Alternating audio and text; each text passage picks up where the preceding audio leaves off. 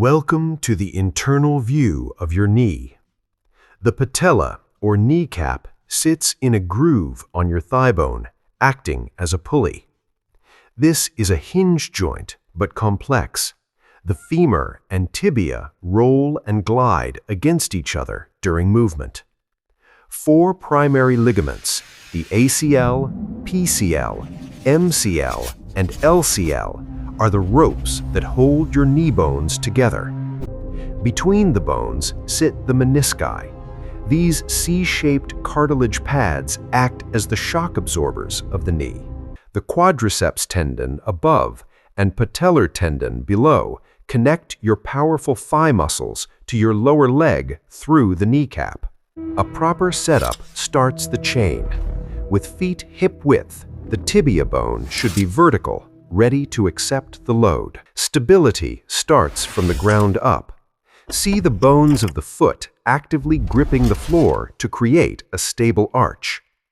Screwing your feet into the ground creates external rotation torque at the hip, which stabilizes the knee joint before you even move. The descent begins. The hips and knees must hinge simultaneously. Watch the patella start its journey down the femoral groove. The quadriceps muscles fire immediately. The VMO on the inside and lateralis on the outside work to control the descent. Patellar tracking is crucial. The kneecap must glide smoothly in its track. If it derails, cartilage damage begins. As you bend past 30 degrees, the contact point between your thigh bone and the cartilage cushions shifts backward. The tension rises. The quadriceps tendon pulls intensely over the kneecap fulcrum to control gravity's pull. Compressive forces increase. Imagine arrows pointing directly into the joint, pressing the bones together as you go lower. The posterior capsule, a fibrous structure at the back of your knee, begins to tighten, providing natural support. Ankle mobility dictates knee travel. If your ankles can't bend, your knees are forced to stop moving forward. The ACL is on duty. It acts as a brake, preventing your shin bone from sliding too far forward out from under your thigh. Don't forget the hamstrings. They co-contract on the back of your leg, helping to stabilize the joint and reduce shear force on the ACL. At 60 degrees, the pressure changes. The kneecap is now pressed firmly against the thigh bone, managing high compressive loads. The IT band on the outside of your leg tightens up, acting like a tension cable to prevent the knee from wobbling outward. This is a quarter squat. Stopping at this shallow angle forces the body to slam on the brakes abruptly against heavy loads. The problem is pressure distribution. In a partial squat, the load is concentrated on a very small surface area of cartilage. The braking mechanism is brutal. The quad tendon undergoes extreme sudden tension to reverse the heavy weight halfway down. Anterior shear force is high here. At this shallow angle, the shin bone wants to slide forward aggressively, stressing the ACL. Watch the ACL glow red. Halting heavy weights in a partial range places significant demand on this crucial ligament. It's quad dominant. The glutes and hamstrings are barely engaged in a quarter squat, leaving the knees to manage the load alone. Repetitive partial squatting wears down a specific strip of cartilage on the kneecap, leading to premature arthritis. Compare the contact patch. A shallow squat uses a tiny area. A deeper squat spreads the load over a much larger surface. The cheat rep bounce. Bouncing off a partial squat sends damaging shock waves directly through the tendons and joint structure. Tendon strain. The sudden change in direction acts like a whip on the patellar tendon, causing micro tears over time. We've reached 90 degrees, or parallel. Physics dictates that the lever arm acting on the knee is longest right here. This is the peak of patellofemoral compression. The kneecap is being smashed against the femur with maximum force at this angle. However, The body is smart. At 90 degrees, the contact patch of the kneecap is also at its widest, helping to distribute that peak force. ACL peak stress. Studies show anterior shear force on the ACL peaks around this parallel position before decreasing. The sticking point. Stopping exactly here forces the quads to generate maximum tension from the most mechanically disadvantaged position. The PCL starts working harder. As you pass 90 degrees, the posterior cruciate ligament begins to take on more of the stabilizing load. Knees over toes is not inherently bad. It is necessary for depth. The danger is if the heels lift up while doing it. Healthy cartilage acts like a sponge. The compression at parallel squeezes out waste products, a necessary process for joint health. The danger zone isn't parallel. It's stopping just above it. Committing to the full movement is often safer than cutting it short. Muscle balance. At parallel, the quads, glutes, and hamstrings should all be firing in unison to support the knee joint.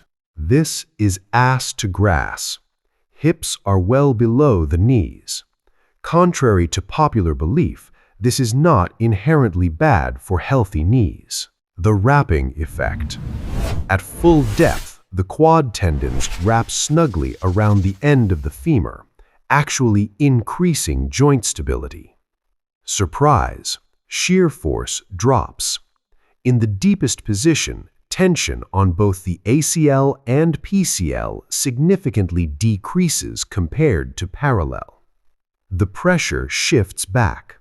The posterior horns of the meniscus take the brunt of the compression at extreme flexion. Glute engagement is maximal. The gluteus maximus is fully stretched at the bottom, ready to provide massive power out of the hole. Natural support. The posterior knee capsule and hamstring tendons become very taut, cradling the joint at the bottom. Deep squats demand mobility. You need excellent ankle dorsiflexion to allow the knees to travel forward while keeping heels down. Caution: the butt wink. If your pelvis tucks under at the bottom, you are trading knee safety for spinal stress. The full flush. Moving through a full range of motion ensures the entire cartilage surface receives nutrients and pumps out waste. Stability is key. A deep squat is good only if you control the bottom position. Bouncing uncontrollably off your calves is dangerous. Valgus collapse. This is the #1 knee destroyer. Watch the knees cave inward, opening up the inside of the joint. MCL under fire. When the knee caves in, the medial collateral ligament on the inside is stretched dangerously thin. Patellar maltracking. Muscle imbalances pull the kneecap off track to the outside, causing grinding and pain under the kneecap. Heels up. Lifting your heels shifts all the pressure to the balls of your feet and drives the knees aggressively forward. Tendon overload. Squatting on your toes like this places enormous unnatural stress directly on the patellar tendon. Bouncing out of the hole. Using the rebound of your tendons instead of muscle creates a massive spike in traction force, risking rupture. Asymmetry. If one knee bends deeper or caves more than the other, you are creating uneven wear and tear on your joints. Joint snapping. Hyperextending or locking out your knees forcefully at the top jars the joint and stresses the posterior capsule. Weak VMO. If the inner quad muscle is weak, it can't prevent the kneecap from being pulled too far to the outside. The good morning squat. If your hips shoot up first out of the hole, the knees straighten too early, dumping load onto the lower back. Anatomy matters. Someone with long femurs will naturally have more forward lean and knee travel than someone with short femurs. Hip sockets vary. Deep hip sockets may physically prevent someone from squatting ass to grass without spinal rounding. Tibial torsion. A natural twist in your shin bone might mean your comfortable foot stance looks different than someone else's. Arthritis changes things.